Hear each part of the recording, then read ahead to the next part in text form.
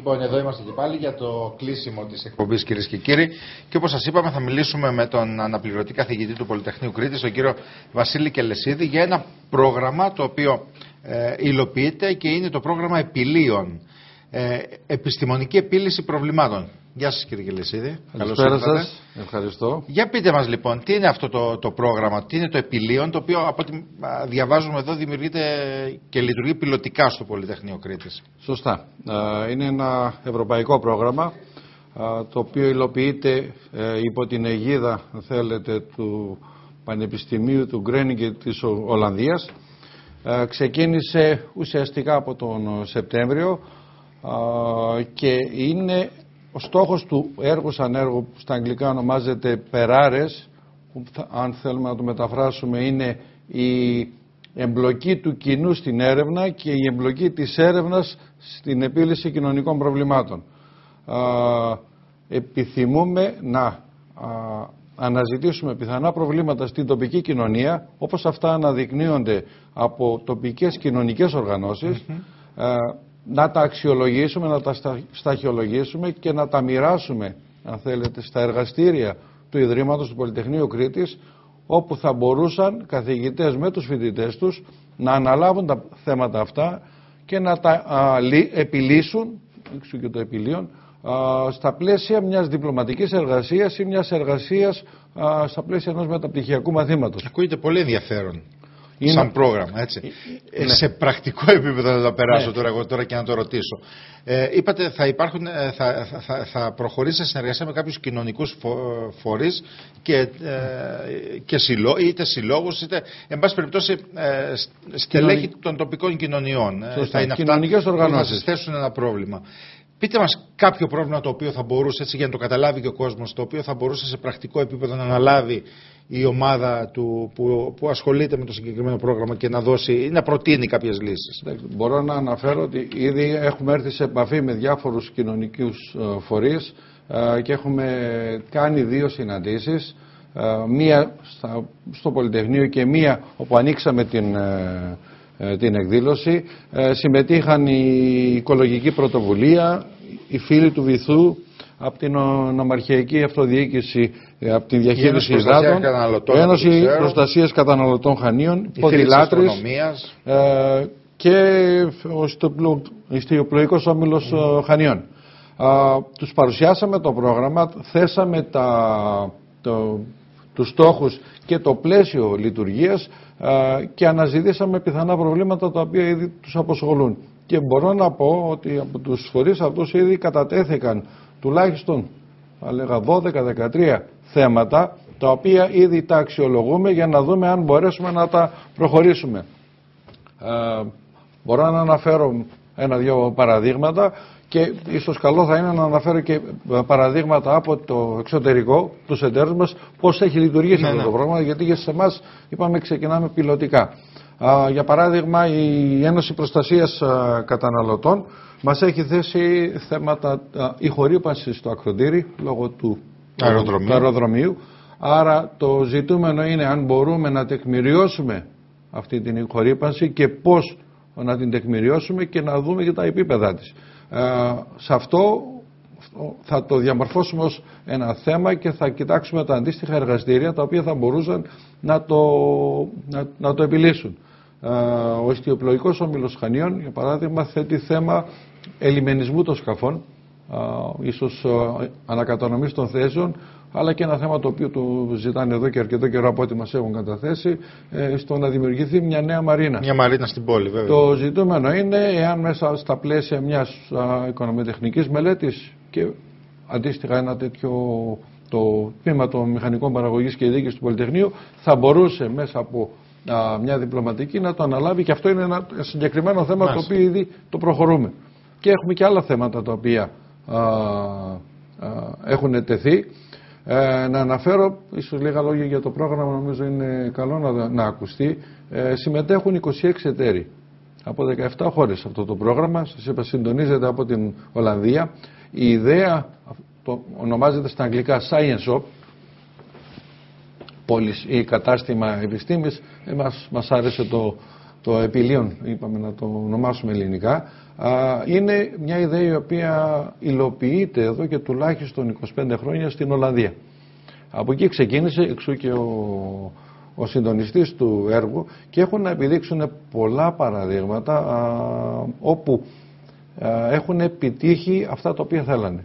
Γιατί, αν είπατε κι εσείς, είναι ένα πρόγραμμα το οποίο ακούγεται καλό, κερδίζουν όλοι, πιστεύω. Γιατί κερδίζει ο φορέας και η τοπική κοινωνία θέματα, προβλήματα τα οποία τους απασχολούν. Κερδίζει ο φοιτητής που θα ασχοληθεί με ένα θέμα το οποίο έχει άμεση εφαρμογή, αν μπορέσει και το επιλύσει, και φυσικά ο καθηγητής, γιατί έχει μια ομάδα φοιτητών ή φοιτητή, ο οποίος ενδιαφέρεται πραγματικά για το θέμα του. Έχοντας καταθέσει τα προβλήματα, εμείς σαν ομάδα υλοποίησης του επιλύων θα αναζητήσουμε τα αντίστοιχα εργαστήρια και τους καθηγητές που θα μπορούσαν να το υλοποιήσουν. Αν υπάρξει ανταπόκριση, προχωρήσουν και θα είναι σε επαφή με την ομάδα που έθεσε το ερώτημα, και υλοποιώντας την εργασία, τη διπλωματική, καταλήγουν, και αυτό είναι εκπαιδευτική διαδικασία, θα καταλήξουν σε μια διπλωματική εργασία η οποία θα συγγραφεί. Αυτή η διπλωματική εργασία μετά είναι και κτήμα του φορέα, ο οποίος το έχει ζητήσει. Επειδή τα θέματα αυτά μπορεί να είναι και αμφιλεγόμενα. Κακά τα ψέματα, πολλοί κόσμος μπορεί να ενδιαφέρεται να θίξει, να λύσει προβλήματα τα οποία να μην τα επιθυμεί, θέματα τα οποία δημιουργούνται και μπορεί να δημιουργήσουν ενστάσεις. Θα ήθελα να τονίσω ότι από τη δικιά μας την πλευρά, και αυτό θα είναι θέμα βέβαια του αρμόδιου καθηγητή, ο οποίος θα επιληφθεί του έργου, ο στόχος είναι να δώσεις μια επιστημονική απάντηση. Το εάν είναι καλό ή κακό, αυτό θα το κρίνει. Και αν ταιριάζει, δεν ταιριάζει στην κοινωνία, αν το θέλει, δεν το θέλει, αν υπάρχουν άλλες προεκτάσεις. Είναι θέμα της τοπικής κοινωνίας πλέον. Ναι, αλλά το βασικό είναι αυτό που λέμε, ότι αυτό το πρόγραμμα ουσιαστικά, ξέρετε τι καταλαβαίνω εγώ τι κάνει, βάζει ουσιαστικά, μάλλον προωθεί αυτό το οποίο λέμε, ότι τη σύνδεση της κοινωνίας με το Πολυτεχνείο, με την ανώτατη εκπαίδευση. Δηλαδή μπαίνει ενεργά πλέον το Πολυτεχνείο, μπαίνει ενεργά ένα ακαδημαϊκό ίδρυμα, ένα επιστημονικό ίδρυμα, στην διαδικασία της επίλυσης τοπικών προβλημάτων, της πρότασης μάλλον για επίλυση, της κατάθεσης πρότασης για επίλυση τοπικών προβλημάτων, και συνεργάζεται και με την κοινωνία. Δηλαδή γίνεται ένας διάλογος με την κοινωνία. Η κοινωνία καταθέτει προβληματισμούς και ερωτήματα και οι επιστημονικές ομάδες του Πολυτεχνείου απαντούν. Αυτό που πρέπει να γίνεται, δηλαδή γίνεται ο κύκλος ο οποίος... Σωστά το αναφέρετε. Βέβαια αυτά τα πράγματα ήδη γίνονται, και νομίζω από την εποχή που ξεκίνησε το Πολυτεχνείο Κρήτης, σωστά, ναι, σίγουρα έχει εμπλακεί με πολλά θέματα της τοπικής κοινωνίας και έχει συνεργαστεί με πολλούς φορείς. Το επιλύον και αυτή η πιλωτική εφαρμογή έρχεται να συμπληρώσει. Ναι, και είναι σημαντικό, έρχεται και τους λέει: πείτε με ένα πρόβλημα, και θα δω πώς θα μπορέσω να σας κάνω μια πρόταση να σας στην κοινωνία. Είμαστε μια μικρή ομάδα. Να αναφέρω ότι συνεργάζεται μαζί μου η κυρία Έλσα Καλονάκη, η οποία δέχεται και τα αιτήματα αυτά. Και συνεπώς συμπληρώνουμε τις διεργασίες οι οποίες γίνονται και σε επίπεδο εργαστηρίων και των ίδιων των καθηγητών. Απλά προσπαθούμε να διαμορφώσουμε ένα πιο εύκολο πλαίσιο τεκμηρίωσης θεμάτων και αναζήτησης θεμάτων προς αντιμετώπιση. Για το σκοπό αυτό, και το έχουμε θέσει σαν στόχο του έργου, να αναπτύξουμε, και ήδη έχουμε δρομολογήσει αυτή τη διαδικασία, μια ιστοσελίδα όπου θα μπορεί να καταθέτει το αίτημα του ο κοινωνικός φορέας, και θα μπορεί να αναζητήσει ή ο ίδιος ή οι καθηγητές ή οι φοιτητές, θα είναι ανοιχτό αυτό, να μπορέσουν να αναζητήσουν πιθανά θέματα, και ερχόμενοι σε επαφή με την ομάδα εργασίας να δούμε πώς μπορεί να γίνει αυτή η ταυτοποίηση η επιθυμιών, αν θέλετε, για να μπορέσουν να προχωρήσουν στα επόμενα βήματα.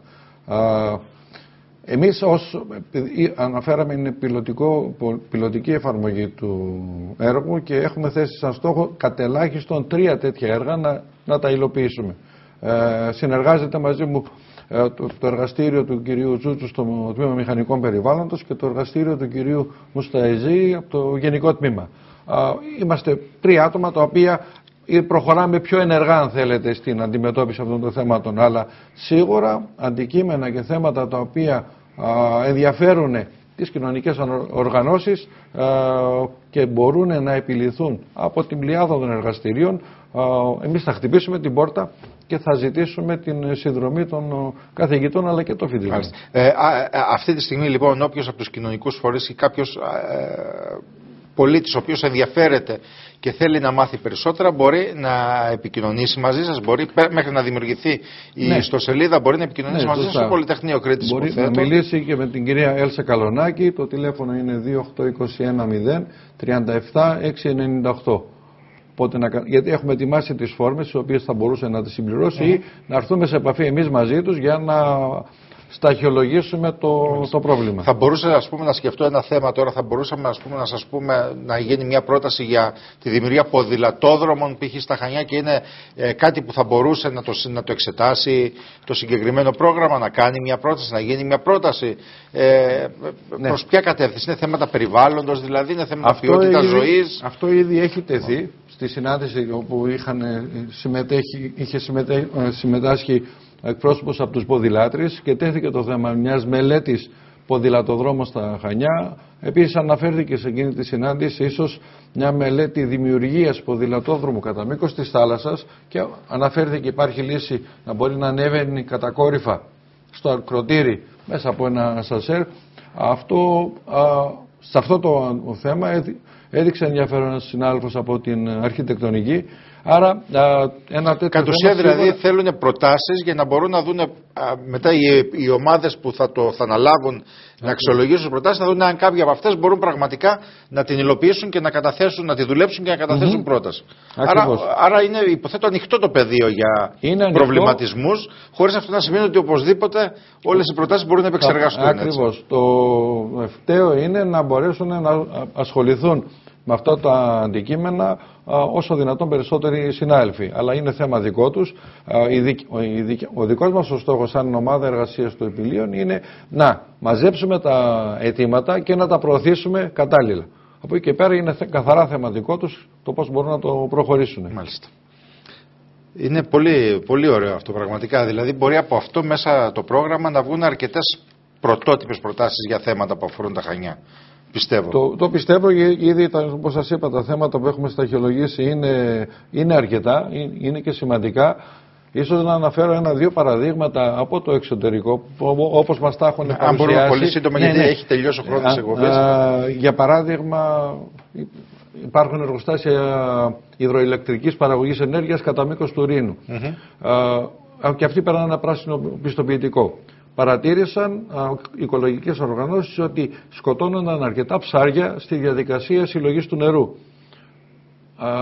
Μελέτησαν το θέμα, προτείνανε λύσεις, το παρουσίασαν στην τοπική κυβέρνηση και η κυβέρνηση είπε τα εργοστάσια πρέπει να το λύσετε το πρόβλημα. Και το λύσαν, αλλιώς δεν σας δίνουν ένα πράσινο πιστοποιητικό. Αυτό ήταν ένα απλό παράδειγμα που μέσα από ένα έργο σαν το Επιλίων μπόρεσαν και παρενέβησαν σε θέματα τοπικού ενδιαφέροντος αλλά πολύ ουσιαστικού. Μάλιστα. Σας ευχαριστώ πολύ. Εγώ σας ευχαριστώ. Να είστε καλά για τον χρόνο που μας διαθέσατε. Να είστε καλά. Λοιπόν, αυτά για σήμερα κυρίες και κύριοι. Δεν έχουμε άλλο χρόνο στην εκπομπή μας. Εμείς θα είμαστε μαζί και πάλι αύριο το απόγευμα, λίγο μετά το τέλος του μεσημεριανού δελτίου ειδήσεων του σταθμού μας, με την τελευταία εκπομπή της εβδομάδας. Καλό απόγευμα, καλό βράδυ.